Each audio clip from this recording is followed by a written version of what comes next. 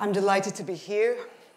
Thank you, Google, for inviting me to address an extraordinary collection of people. You're all incredibly influential and powerful and successful in your own right. And I am very passionate, as I've just said on the video, about women's rights, and in particular, one issue, and that is HIV and AIDS as it affects women and children.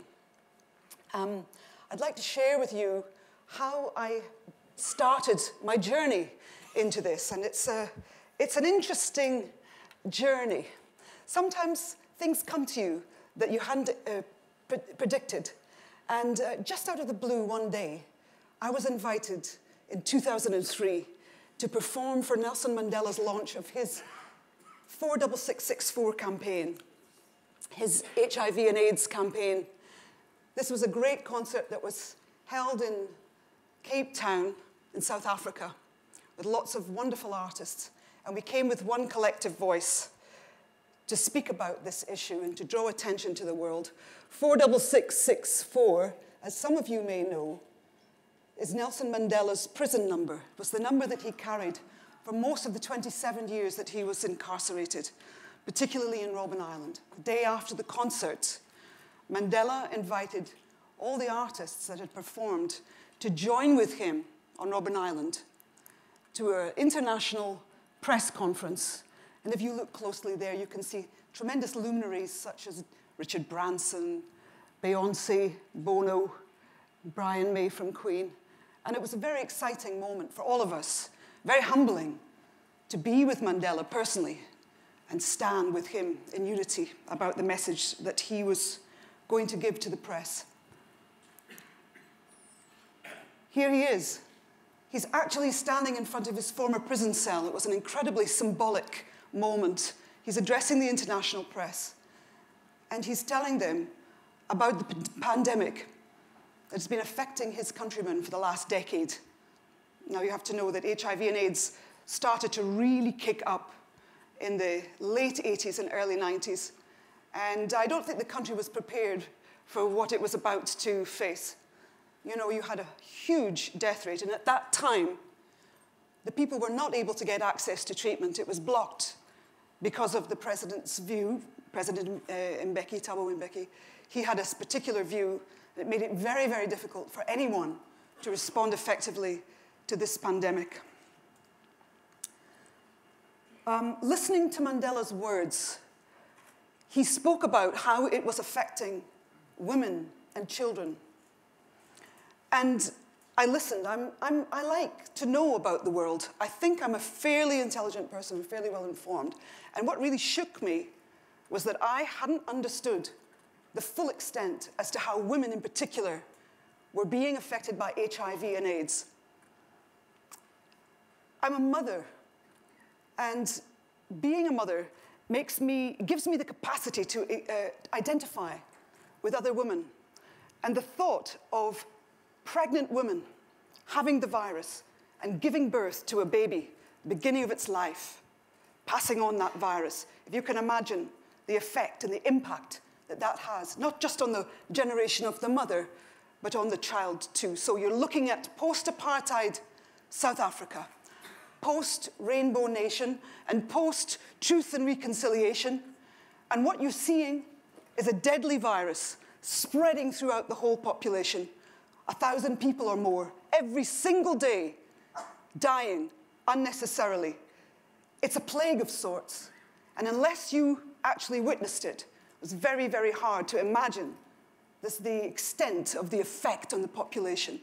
And I was really shocked, you know, because I hadn't read about it on the front newspapers, you know, the front pages of newspapers. We have bird flu, swine flu. It almost brought the United Kingdom to a halt. We're terrified of flying anywhere, and yet, in South Africa, you have one of the highest instances of the virus, and people are dying like that. And we're not doing much about it. I mean, I'll ask you a question just briefly. How many of you knew that even currently, 1 in 3 pregnant women in South Africa are HIV positive? Would you raise your hands if you knew that? 1, 2, 3. How many? how many people are here? I mean, there must be about, how many, 300, 400 people, and 3 people knew that fact. You're intelligent, informed people. Don't you think it's kind of strange that you didn't know that? I thought it was very strange that I didn't know, and that's why I'm here talking about it. I made it a mission statement for myself as a woman to try to become part of the voice, part of a collective voice that could raise awareness. And that's why I'm so grateful that Google have invited me here today, because I see that you really do need to know about this. This is massive. I went to South Africa, I went back, and because of 46664, I had the opportunity to visit hospitals. A little girl here, a little baby girl. I'm not exactly sure how old she was, but I have visited baby girls of 1-year-old weighing less than a bag of sugar. This child clearly has full-blown AIDS, and you never quite know if the child is going to survive or not.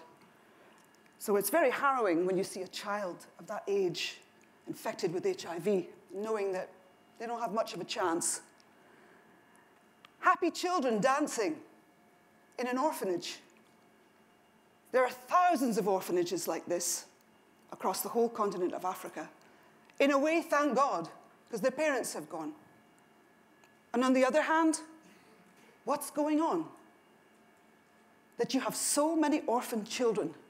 This was a very good orphanage, as it happens. It was run by a Catholic nun who was an incredibly charismatic woman. I was terribly proud of the work that she'd done, and the children were in good hands. Thank goodness. I went to visit a family. This is a child-headed household, if you can remember that phrase, a child-headed household. There's something really wrong about that. Why would a household be headed by a child? The tallest boy that you can see there was the eldest brother. He's 14 years old. His mother and father had been buried in the backyard. They had both succumbed to HIV and AIDS. And he's left to take care of his 3 younger siblings. And you know that there are 14 million orphans that have been affected and impacted by HIV and AIDS, particularly living across the whole of the continent. It's deeply and profoundly shocking. And this photograph was taken in a cemetery. I was standing in a graveyard. And you can see there, it says, it's the grave cross, the wooden cross of a child's grave that was about 2 years old when they died. And I'm using this photograph to illustrate to you that HIV and AIDS affects children in a way that if they're born with the virus, they most likely won't reach their 5th birthday, which is really shocking when you come to think about a generation of babies being born into a country when they really don't have a chance. Heartbreaking. Okay, so this is a map of the global prevalence, excuse my French, prevalence, I can barely speak. The global prevalence of HIV. It's a strange little map. Across the world, currently, there are 34 million people living with HIV. And in sub-Saharan Africa, you can see the reason why the map is hugely bloated, because 23 of the 34 million are living there. Now we're going to look at adult HIV prevalence rate. 10 countries there listed. Every one of them is African. The top 3, Swaziland, Botswana, and Lesotho, where almost a quarter, or roughly a quarter, of the population of those 3 countries, now that means 1 in 4 people, are living with HIV. Now compare that to the number at the top. That is global prevalence. It's less than 1%. It makes you think. We're looking here at a photograph of a mother and child. It's a very beautiful photograph. But when we are thinking about pregnancy, 90% of HIV-positive pregnant women, 90% are living in sub-Saharan Africa. Annual pregnancies in HIV-positive women. In the United States, every year, we have 7,000 pregnancies of HIV-positive women. In Rwanda, a smaller, much smaller African country, 8,000 women are pregnant with HIV. Now, you have to think about the size of the countries and get a sense of the scale of it. Now we're looking at one hospital in Soweto township in Johannesburg. 8,000 pregnant women with HIV pass through that hospital every year. And now the final shocking statistic. Every year in South Africa, 300,000 women are pregnant with HIV and AIDS. And this really, really sums up the contrast for you. Discrepancy.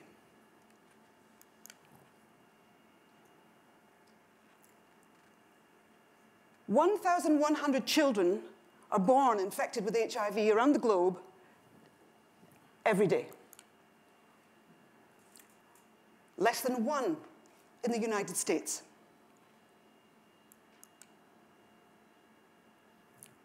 One in Europe.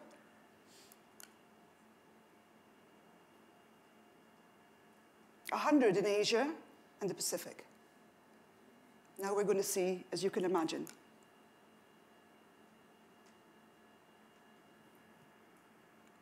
more than 1,000 children are born every day with HIV in sub-Saharan Africa. I think I'll just let us take a moment to think about that. You hadn't heard that statistic before, I assume. I hadn't. That's why I'm here. Let's go back to the global prevalence pictures. You can see the bloated, huge map of Africa there. Something strange about that one. Africa has shrunk to nothing, more or less, when it comes to doctors working in the world. Sub-Saharan Africa has 25% of the global disease burden in the world, but only 3% of the world's health workers.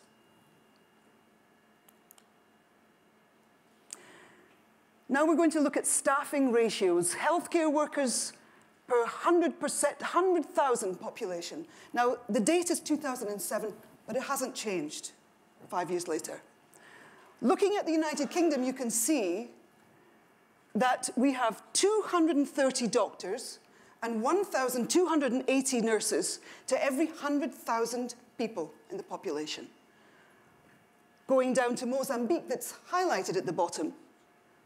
Get this, 3 doctors and 21 nurses. And I've been to rural areas in the Eastern Cape of South Africa where there were 2 doctors for 200,000 people living in those districts. And you're like, what? This can't be possible. It's absolutely true. It feels like a dark fiction. And here's another dark fiction. Unfortunately, it's a fact, not a fiction. This photograph was taken several years ago at the height of the epidemic. It was taken in a graveyard outside of Durban in South Africa, and as you can see, there are literally hundreds of graves where bodies have just been interned. And I have vivid memories of driving through South Africa, seeing striped awnings, striped tents, and thinking, oh, that's really nice, somebody's having a garden party. It wasn't a garden party. It was a funeral. And you saw them everywhere. And you saw that business was thriving with the coffin makers and undertakers. Very good business.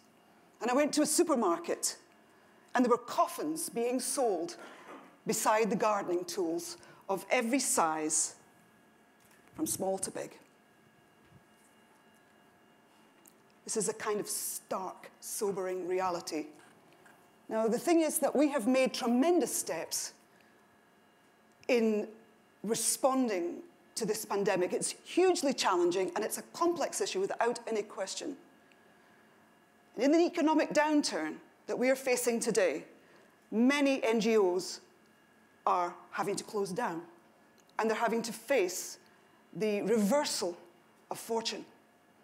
And this is what we don't want to see again.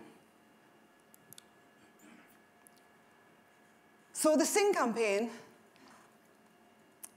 is really basically my own initiative.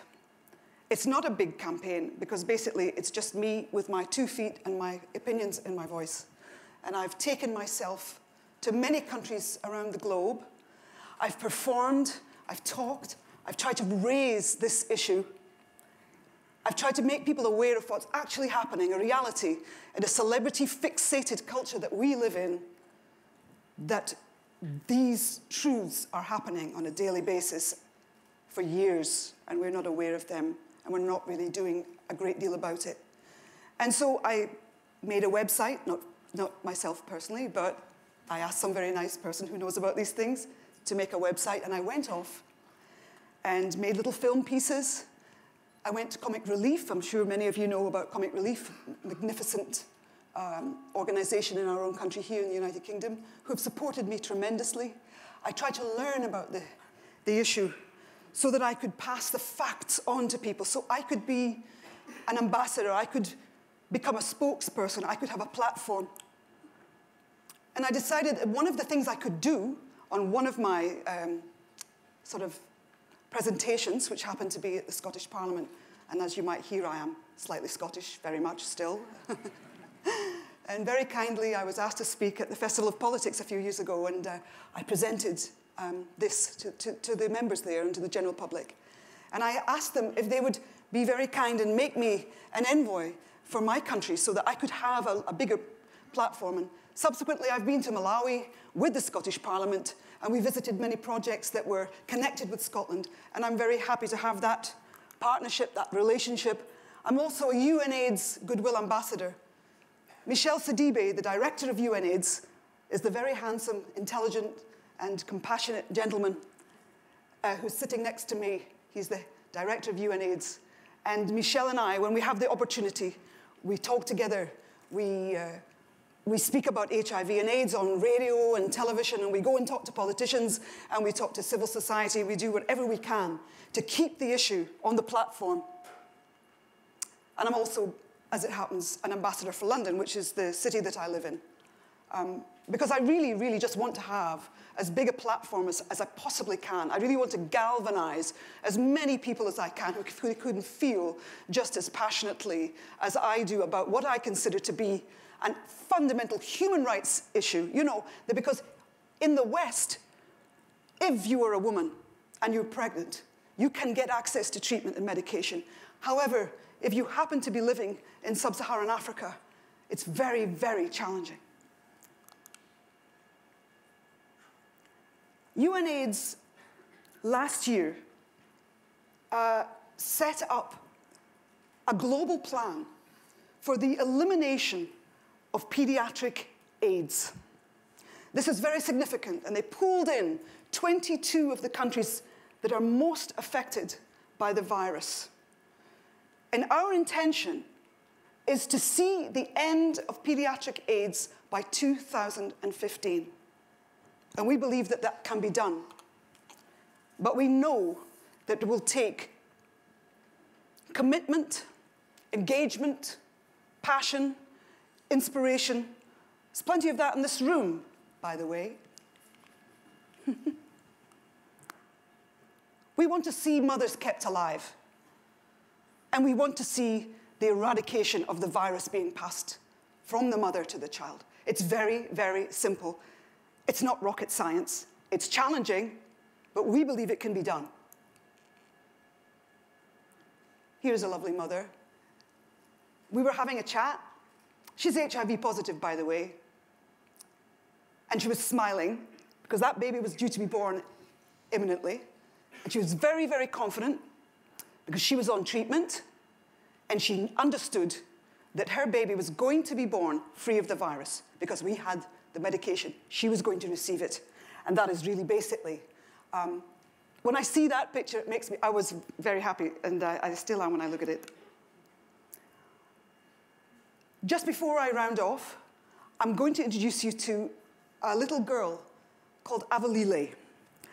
Avalile in this photograph was 7 years old, and we met her in a hospital in a very remote part of the Eastern Cape of South Africa.